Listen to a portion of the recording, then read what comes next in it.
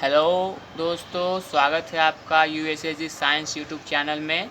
हम लोग इस वीडियो में अल्कोहल के केमिकल प्रॉपर्टीज़ को देख रहे थे, है ना। पिछले वीडियो में मैंने अल्कोहल के केमिकल प्रॉपर्टीज़ को आपको दिखाया था कि किस तरह से एसिड हैलाइड कार्बोक्सिलिक एसिड, है ना, उस तरह से फिर आपका एल्डिहाइड, है ना, उसके बाद SOCl2 PCl5 PCl3 से किस तरह से अदर मतलब बहुत सारे रिएक्शन हम लोग देख चुके थे और कुछ रिएक्शन बाकी था जो कि केमिकल प्रॉपर्टी का था। कहने का मतलब अल्कोहल का कुछ रिएक्शन हम लोग आज देख लेंगे और उसका केमिकल प्रॉपर्टीज़ को ख़त्म करके फिजिकल प्रॉपर्टी को भी शुरू कर देंगे दोस्तों। तो चलिए दोस्तों, वीडियो को शुरू करते हैं। वीडियो को बिल्कुल भी स्किप नहीं कीजिएगा दोस्तों, क्योंकि आज का वीडियो काफ़ी इंपॉर्टेंट है फिजिकल प्रॉपर्टी से रिलेटेड, इस कारण। ठीक है, तो चलिए हम लोग देख रहे थे अल्कोहल का केमिकल प्रॉपर्टी और इसमें से 3-4 रिएक्शन थोड़ा सा बाकी है दोस्तों जो इम्पॉर्टेंट है।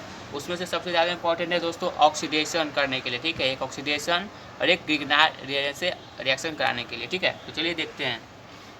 आज का पहला रिएक्शन है दोस्तों ऑक्सीडेशन।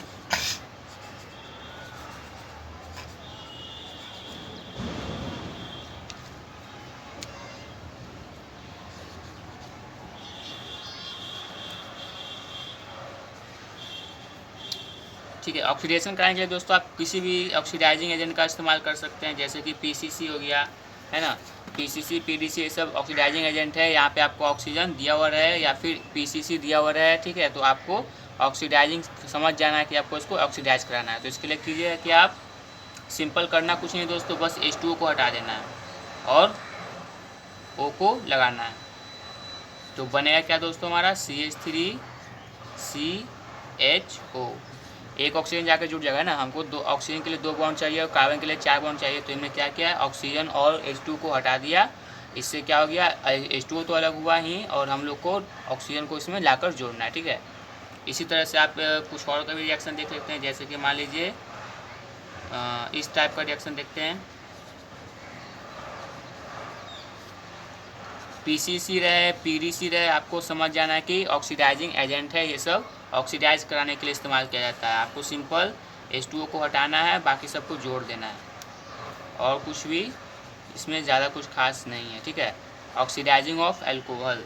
कुछ और देख लेते हैं, जैसे कि कुछ सेकेंडरी देख लेते हैं दोस्तों। सेकेंडरी में यहाँ तो देखिए प्राइमरी था, कहने का मतलब जितना भी था सब 1 डिग्री अल्कोहल था, है ना, प्राइमरी अल्कोहल था। थोड़ा सा सेकेंडरी भी देख लेते हैं, उसमें क्या बनेगा। उसमें एल्डिहाइड ना बनकर केटोन बनेगा, क्योंकि सेकेंडरी में एक हाइड्रोजन कार्बन दूसरे को दे देता है। देखिए किस तरह से होगा, कुछ भी खास नहीं दोस्तों। ये रहा हमारा सेकेंडरी अल्कोहल। PCC रहे या फिर PDC रहे, आपको समझ जाना है कि ये ऑक्सीजन देने वाला है। तो होगा क्या दोस्तों, आपको हटाना है H2O तो हटाना है, जैसे इसमें हटा देते हैं इसमें से हटा दीजिए। H2O को हटा दीजिए और ऑक्सीजन को लाकर जोड़ दीजिए, तो बन जाएगा हमारा CH3। ये ऊपर CH3 और ये O। यही हो गया हमारा आंसर, यही होगा रिएक्शन का आंसर। ठीक है, एक और रिएक्शन दिखाता हूँ दोस्तों, साइक्लो कंपाउंड का, साइक्लो अल्कोहल। यहाँ पे देखिए, यहाँ पे OH है, यहाँ पे कुछ नहीं है, यहाँ पे हाइड्रोजन पहले से ही है इसी कंपाउंड में। तो हम लोग क्या करेंगे, इसको ऑक्सीडाइज कराएंगे। PCC हो या फिर PDC हो, आपको समझना है कि सबको ऑक्सीडाइज कराया जा रहा है, सब में ऑक्सीजन से रिएक्शन हो रहा है। तो होगा क्या दोस्तों, यहाँ पे देखिए इस कार्बन के पास हाइड्रोजन होगा और इस हाइड्रोजन से इस H2O को अपने आप ही ख़त्म कर देगा और बना देगा क्या, यहाँ पे ऑक्सीजन लगा देगा, डबल बॉन्ड के साथ ऑक्सीजन। ये बेंजीन ही है दोस्तों, साइक्लिक कंपाउंड, और हमारा H2O। तो देख रहे हैं दोस्तों किस तरह से बन रहा है ना। हम लोगों ने सब कुछ देख लिखा। अब एक कुछ ऑक्सीडेशन और है जो भी हम लोग देख लेते हैं। ये तो था एक ही ऑक्सीजन से रिएक्शन, कहने का मतलब जो भी ऑक्सीडाइजिंग एजेंट था वो एक ही ऑक्सीजन दे रहा था और हम लोग रिएक्शन कर रहे थे। लेकिन बहुत सारे ऑक्सीडाइजिंग एजेंट ऐसा भी है जो कि 2 नेसेंट ऑक्सीजन देता है, जिसका रिएक्शन क्या होगा दोस्तों वो भी हम लोग देख लेते हैं। तो दोस्तों हमने देखा कि PCC हो या फिर PDC हो, आपको सब में समझ जाना है कि वो ऑक्सीडाइजिंग एजेंट ही है और वो एक ऑक्सीजन से रिएक्शन कराता है और उससे क्या होता है, या तो एल्डिहाइडिक कंपाउंड बनता है या तो फिर केटोन का कंपाउंड बनता है। लेकिन अगर आपको KMnO4 पोटेशियम परमैंगनेट से अगर रिएक्शन कराया जाए तो ये आपको 2 ऑक्सीजन देगा दोस्तों। तब क्या बनेगा, तो एसिड बनेगा, है ना। तो देखते हैं क्या बनता है। ठीक है, चलिए हमने एक एग्जाम्पल लिया, CH3 CH2 OH KMnO4। तो आपको समझ आना है कि 2 ऑक्सीजन देने वाला है। तो आप करिए क्या, आप करिएगा तो आपको हाइड्रोजन ही हटाना है, ठीक है ना। हाइड्रोजन और ऑक्सीजन कहने का मतलब एक H2O को हटा देना है किसी भी तरीके से, किसी भी तरीके से हटाइए। H2O इस तरह से हटा दीजिए, ऑक्सीजन को यहाँ पे जोड़ दीजिए, तो क्या बन जाएगा दोस्तों, CH3COOH। आपको H2O हटाना है, जैसे पिछले में हटा देते हो इस तरह से इसमें भी हटाना है, कहीं से भी H2O हटा दीजिए और को जोड़ दीजिए। रिएक्शन को कंप्लीट करना है दोस्तों, है ना। हालांकि इसका पीछे का रीजन तो कुछ और, लेकिन ट्रिक से समझना काफ़ी आसान है। यहाँ से H2O को हटा दीजिए। अब इस बार बेंजीन का भी देख लेते हैं। बेंजाइल अल्कोहल है,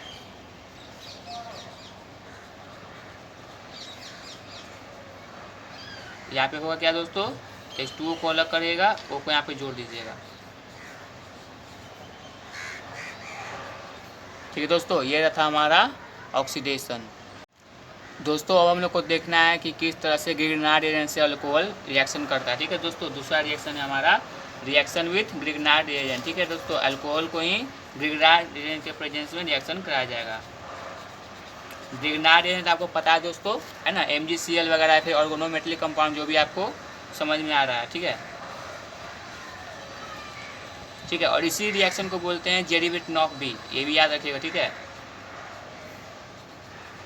जेरी-विट्नॉफ रिएक्शन होगा क्या दोस्तों, अल्कोहल और ग्रिग्नार्ड रिएजेंट को रिएक्शन कराना है। आपको पता होना चाहिए कि ग्रिग्नार्ड रिएजेंट काफ़ी ज़्यादा रिएक्टिव होता है। ठीक है, ये प्रोटॉन डोनर से काफ़ी ज़्यादा लव करता है, मतलब कि प्रोटॉन मिलते ही ये गायब हो जाता है, प्रोटॉन को लेकर गायब हो जाता है।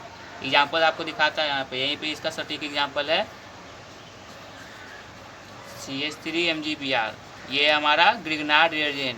ठीक है, MgBr आपको अल्काइल में CH3 कार्बन, यहाँ पे C2H5 हो सकता है, C3H7 होता है, कुछ भी हो सकता है, MgBr भी रहेगा। ठीक है, तो इसी को बोलते हैं ग्रिग्नार्ड रिएजेंट। तो हम लोग करेंगे क्या, इसमें से होता है क्या है कि ये जो होता है ये प्रोटॉन को अपने तरफ डोनर करता है, कहने का मतलब इस तरह से कुछ रिएक्शन कर देता है। ठीक है, और बाकी सबको अलग हो जाता है, ये अलग बन जाता है। मतलब कि इससे हमको क्या मिला, CH4 और MgBr और CH3। ठीक है, ये ग्रिग्नार्ड रिएजेंट किसी प्रोटॉन डोनर से रिएक्शन बहुत जल्दी रिएक्टिवली करता है दोस्तों। ठीक है, एक और रिएक्शन दिखाता हूँ आपको, C2H5OH, ये उल्टा भी कर सकता है आपको, ये इधर दे दे या इधर दे दे, तो उससे कोई मतलब नहीं, आपको सीधा एक प्रोटॉन लेकर हट जाना है। और मान लीजिए यहाँ भी कुछ इस तरह का असर है, MgBr, हमको क्या है इधर या क्या है इधर, उससे कोई मतलब नहीं है, सीधा एक प्रोटॉन लीजिए, H मतलब कि H+ लीजिए, प्रोटॉन H+ लीजिए और रिएक्शन कंप्लीट। C2H6, ध्यान से देखिए दोस्तों, ये एल्केन कंपाउंड बना रहा है। ठीक है दोस्तों, एल्केन कंपाउंड बना रहा है। ठीक है, C2H2 × 2+2 है ना, एल्केन कंपाउंड बनाता है। तो एक तरह से आप कह सकते हैं कि अल्कोहल को एल्केन में बदलने के लिए ग्रिग्नार्ड रिएजेंट का प्रयोग किया जा रहा है। ठीक है, ये कन्वर्जन है दोस्तों, याद कर लीजिए। एल्कोहलिक कंपाउंड हो या फिर यहाँ पे हो सकता है कुछ और भी कंपाउंड हो, जैसे हेलोजन का भी कंपाउंड हो, क्लोरीन वगैरह भी रहे, तो आप इसको भी ग्रिग्नार्ड रिएजेंट से रिएक्शन करा के डायरेक्ट एल्केन में बदल सकते हैं। क्या कीजिएगा, पहले हेलोजन डेरिवेटिव कंपाउंड्स को अल्कोहल में बदल लीजिएगा AgOH से रिएक्शन कराकर, उसके बाद ये CH3MgBr लगा दीजिए, या फिर जो भी आपको चाहिए, किस तरह का आपको एल्केन चाहिए उससे रिएक्शन करा दीजिए, आपको एल्केन मिल जाएगा। ये सब एल्केन है, ये सब साइड प्रोडक्ट है दोस्तों, लिखना आपकी मर्जी है। ठीक है, तो हम लोग क्या देखें कि जब भी ग्रिग्नार्ड रिएजेंट से रिएक्शन होगा अल्कोहल का, तो एक प्रोटॉन लवर होता है, प्रोटॉन डोनर से रिएक्शन करके सीधा का सीधा एक एल्केन बना लेता है। ठीक है दोस्तों, एक रिएक्शन और है जो कि H2SO4 से है, हालांकि वो ज़्यादा इंपॉर्टेंट तो नहीं है, लेकिन वो भी आपको मैं बता देता हूँ कि किस तरह से उसका भी रिएक्शन होता है। तो चलिए दोस्तों, अब हम लोग देख लेते हैं H2SO4 से रिएक्शन। ठीक है, काफ़ी इंपॉर्टेंट है, हालांकि ये बुक वगैरह में तो नहीं दोस्तों, लेकिन फिर भी आपको नॉलेज के लिए पता होना चाहिए, एग्जाम वगैरह में भी ये कमी आता है। H2SO4 किस तरह से अल्कोहल H2SO4 से करता है रिएक्शन, अलग अलग टेम्परेचर पर दोस्तों इसका रिएक्शन भी अलग अलग हो जाता है। कहने का मतलब अगर कम टेम्परेचर दिया जाए तो उसका अलग रिएक्शन, थोड़ा ज़्यादा दिया जाए तो अलग रिएक्शन, या फिर बहुत ज़्यादा दिया जाए तो अलग रिएक्शन होता है। ठीक है, तीनों आपको बता देते हैं। ठीक है, चलिए देखते हैं। एल्कोहलिक कंपाउंड रहा ये हमारा CH3CH2OH, और ये रहा हमारा H2SO4। इसको थोड़ा सा ऐसा लिख देते हैं दोस्तों, ऐसा लिख सकते हैं H2SO4, है ना, एक ही चीज़ लिखा हुआ है। रिएक्शन समझाने के लिए थोड़ा सा दोस्तों ऐसा कर रहा हूँ। क्या कीजिएगा आप, सिंपल, कुछ बोलने की ज़रूरत नहीं है, आप H2 हटा दीजिए। ठीक है, H2 को हटा दीजिए, बाकी को जोड़ दीजिए, तो बन जाएगा हमारा CH3CH2 O SO3H और H2 हो गया रिएक्शन। ठीक है, एग्जाम्पल और देख लेता हूँ साइक्लिक का, एलिसाइक्लिक अल्कोहल। इसमें क्या होगा दोस्तों, आपको किसी भी तरह से पानी को हटा देना है, मतलब कि जैसे कि यहाँ पे देखिए पानी हट रहा है, पानी हटाने के लिए हम इस तरह से अरेंज किए हैं कि पानी आसानी से हट जाए। यहाँ पे दोस्तों एक खास बात है, ध्यान रखना आपको, यहाँ पे टेम्परेचर है 3 करने का 380 या फिर 380 से थोड़ा सा भी ऊपर है तो काम चल जाएगा, मतलब कि 380 के आसपास भी रहे टेम्परेचर तो आप ध्यान दीजिएगा कि इसी को रिएक्शन को आपको फॉलो करना है। मतलब कि अगर टेम्परेचर आपको 383 केल्विन दिया हुआ है, 383 केल्विन टेम्परेचर पे आपको इस तरह का रिएक्शन करना है। मतलब बनेगा क्या हमारा, ये कंपाउंड बनेगा OSO3H। ठीक है, 383 पे ये आपका रिएक्शन कंप्लीट होगा। ठीक है, एक और देख लेते हैं दूसरा टाइप, मतलब कि टेम्परेचर को हम चेंज कर रहे हैं। तो टेम्परेचर को चेंज करने के बाद देखिए क्या होगा, CH3 CH2 OH H2SO4 concentrated भी हो सकता है, कंसनट्रेटेड H2SO4। और इस बार टेम्परेचर दोस्तों 443 या फिर 440 से ऊपर भी रहे तो ये दोस्तों रिएक्शन होता है। होता है क्या दोस्तों, यहाँ पे बीटा एलिमिनेशन होता है। कहने का मतलब जहाँ पे अल्कोहल जुड़ा हुआ है उसको बोलते हैं अल्फा, आपको पता होगा, और जस्ट इसके बगल वाले कार्बन को बोलते हैं बीटा। तो बीटा से एक हाइड्रोजन लेके, कहने का मतलब ये H2 और H, एक हाइड्रोजन लेके ये सीधा H2O को हटा देता है और अपने आप में एल्कीन बना लेता है। ठीक है, इस तरह का रिएक्शन करता है। ये यहाँ से एक H को लेगा और ये H2O को हटा, जैसे यहाँ पे H2O हटाता था यहाँ भी H2O हटा रहा है, अपने में H2O को हटा दे रहा है, और ये बन गया आपका डबल बॉन्ड के साथ CH2 H2। एक और दिखाता हूँ दोस्तों आपको कुछ इस तरह से, CH3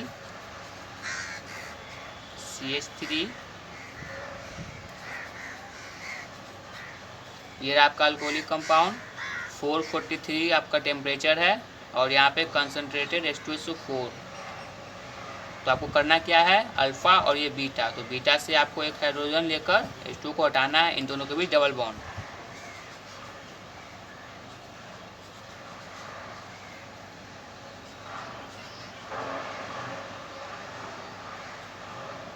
ठीक है दोस्तों, समझ गए हो कि क्या हो रहा है, किस तरह से रिएक्शन हो रहा है। एक रिएक्शन और दिखा देते दोस्तों, जिसमें आपको ये तो था 383, ये 443, और इस बार का जो रिएक्शन होने वाला है दोस्तों वो होगा 413 या फिर 410 के आसपास केल्विन के रिएक्शन पे क्या होता है। ठीक है, जैसे मान लीजिए यही छोटा सा एग्जांपल लेते हैं, आपको समझा देते हैं। जब भी आपको कंसनट्रेटेड H2SO4 रहेगा और टेम्परेचर देगा 413 केल्विन या फिर 412, 14, 13, 10 जो भी दे, 413 केल्विन के आसपास जो भी टेम्परेचर रहेगा, तो आपको करना क्या है, इस कंपाउंड को ही डबल कर देना है और उससे आपको H2O को हटाना तीनों में H2O ही है। इसमें भी H2O ही हटा रहे थे, लेकिन इसमें H2SO4 के मदद से H2O हटा रहे थे। इसमें भी H2O ही हटाएं, लेकिन इसमें अपने खुद के कंपाउंड से हटा दिए। इसमें भी H2O ही हटाएंगे, लेकिन बस कंपाउंड को दुगना कीजिए और कहीं से भी H2O को हटा दीजिए, बाकी जोड़ दीजिए, मतलब ईथर बना रहा है ये।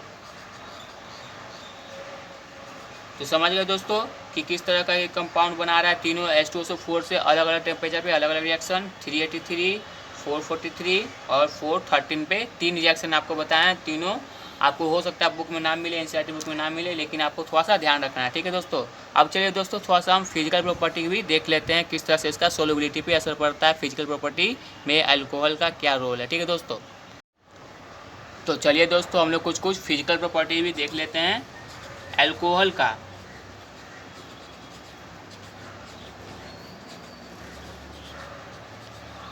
दोस्तों पहला फिजिकल प्रॉपर्टी हम लोग देख लेते हैं, किस तरह की अवस्था में अल्कोहलिक कंपाउंड पाया जाता है। कहने का मतलब फिजिकल स्टेट होता है कैसा, लिक्विड होता है, सॉलिड होता है, गैस होता है, किस तरह से होता है। ठीक है, तो आपको बता दें दोस्तों, ऐसे तो आपको पता ही होगा, 11th में ये चीज़ पढ़ चुके होंगे। फिजिकल स्टेट में देखो होता है क्या, लोअर मेंबर का जो अल्कोहल होता है ना दोस्तों, 1 कार्बन 2 कार्बन 3 कार्बन के आसपास का जो भी कंपाउंड होता है अल्कोहल का, वो सब तो दोस्तों लिक्विड में पाया जाता है। ठीक है, कहने का मतलब lower member MEMBER, lower member of alcohol liquid में पाया जाता है। ठीक है, लिक्विड फेज में पाया जाएगा। और जो हायर मेंबर होगा, ठीक है, जो हायर होगा वो भी लिक्विड होता है लेकिन वो वैक्सी सॉलिड, थोड़ा सा सॉलिड रूप में आ जाता है, ठीक है। हायर मेंबर वाला को आप वैक्सी सॉलिड बोल सकते हैं, कहने का मतलब थोड़ा सा सॉलिड टाइप का, गाढ़ा टाइप का, ठीक है, वैक्सी सॉलिड। फेज लोअर मेंबर वाला लिक्विड में, और अधिक मेंबर वाला 10 कार्बन, 12 कार्बन, 8, 9, 7, 6 कार्बन वाला वैक्सी सॉलिड फेज में आता है, ठीक है। ये था इसका फिजिकल प्रॉपर्टी, पहला नंबर। दूसरा नंबर है हम लोग सोल्युबिलिटी, कहने का मतलब अल्कोहल घुलता है या नहीं, किस चीज़ में घुलता है, वो चीज़ हम लोग देख लेते हैं, ठीक है। आपको पता हो कि अल्कोहल में हाइड्रोजन बॉन्डिंग होता है, ठीक है ना, हाइड्रोजन बॉन्डिंग होता है। हाइड्रोजन बॉन्डिंग के कारण ये पानी में घुल जाता है, ठीक है। हाइड्रोजन बॉन्डिंग होने के कारण it is soluble in water.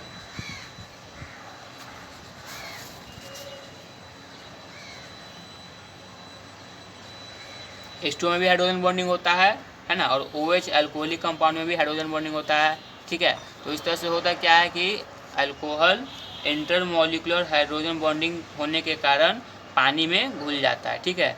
लेकिन इनऑर्गेनिक सॉल्वेंट में इन्वॉल्व नहीं है, कहने का मतलब पानी में तो घुल जाता है लेकिन इनऑर्गेनिक कंपाउंड्स में, इनऑर्गेनिक सॉल्वेंट में ये नहीं घुलता है जल्दी, इनऑर्गेनिक सॉल्वेंट में नहीं घुलेगा,